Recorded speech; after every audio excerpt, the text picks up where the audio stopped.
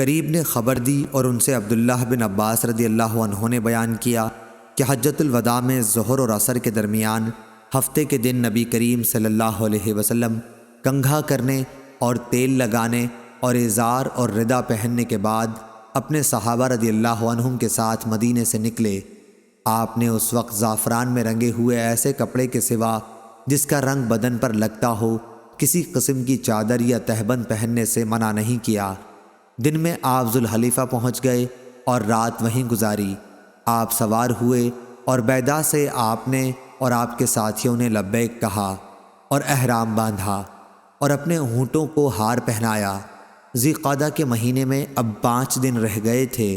پھر آپ جب مکہ پہنچے تو ذی الحجہ کے 4 دن گزر چکے تھے۔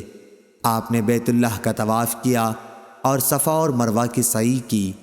آپ ابھی حلال نہیں ہوئے کیونکہ قربانی کے جانور آپ کے ساتھ تھے اور آپ نے ان کی گردن میں ہار ڈال دیا تھا۔ آپ حجون پہاڑ کے نزدیک مکے کے بالائی حصے میں اترے۔ حج کا احرام اب بھی باقی تھا۔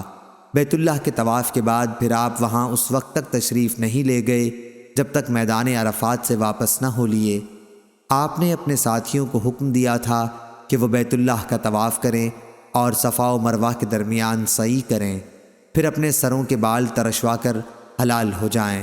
یہ فرمان ان لوگوں کے لیے تھا جن کے ساتھ قربانی کے جانور نہیں تھے۔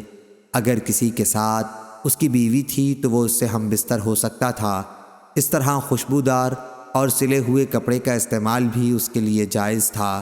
صحیح بخاری حدیث نمبر 1545۔